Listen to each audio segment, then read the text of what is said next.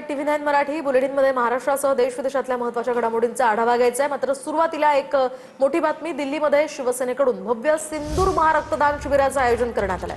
उपमुख्यमंत्री एकनाथ शिंदे सुद्धा या महारक्तदान शिबिरासाठी दिल्लीत गेलेत। चंद्रहार पाटलांसह सांगलीतनं 1000 पैलवान रक्तदानासाठी दिल्लीत पोहोचले। तर केंद्रीय संरक्षण मंत्री राजनाथ सिंग, उपमुख्यमंत्री शिंदे, उदय सामंत यांच्या उपस्थितीमध्ये हे रक्तदान शिबिर पार पडलेले आहे। त्यांच्या हस्ते याचं उद्घाटन झालंय। देशाच्या सीमेचं रक्षण करणाऱ्या जवानांसाठी हा उपक्रम राबवला असून यंदा रक्तदान शिबिराचं हे दुसरं वर्ष आहे।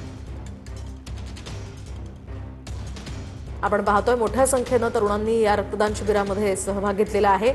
शिवसेनेच्या महारक्तदान शिबिरासाठी सध्या उपमुख्यमंत्री शिंदे हे दिल्लीमध्ये गेलेले आहेत। चंद्रहार पाटलांसह सांगलीतनं 1000 पैलवान रक्तदानासाठी दिल्लीमध्ये पोहोचलेत।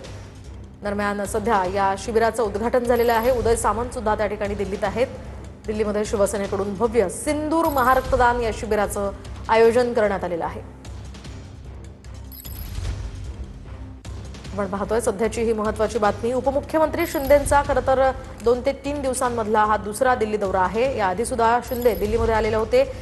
पंतप्रधान नरेंद्र मोदींची शिंदेंनी भेट घेतली होती। यासह शिंदेंच्या शिवसेनेचे खासदार सुद्धा मोदींच्या भेटीसाठी आले होते आणि आज या शिवसेनेच्या महारक्तदान शिबिरासाठी पुन्हा एकदा शिंदे हे दिल्लीमध्ये दाखल झालेले आहेत।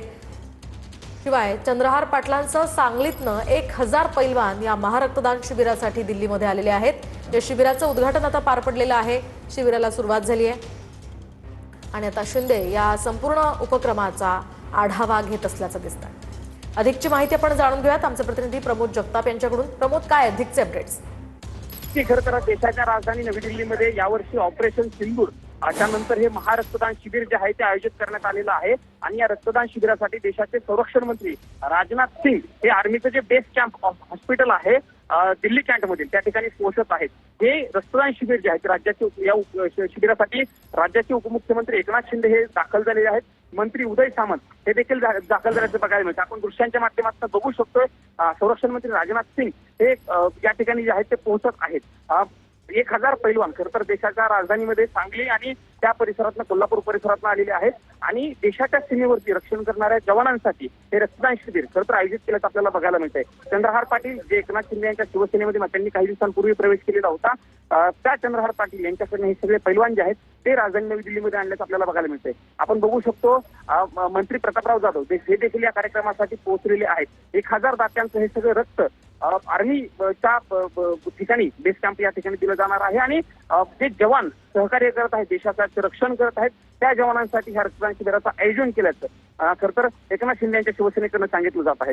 मोहिनी हे सांगितलं पाहिजे की मागच्या वर्षी म्हणजे हे दुसरं वर्ष आहे रक्तदान शिबिराचं।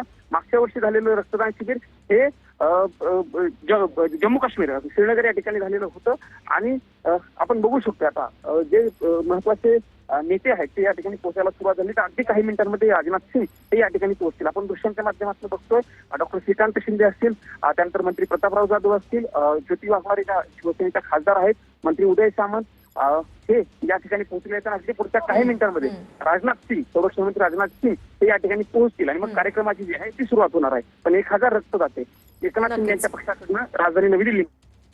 नक्कीच, धन्यवाद प्रमोद दिलेल्या या सविस्तर माहितीसाठी।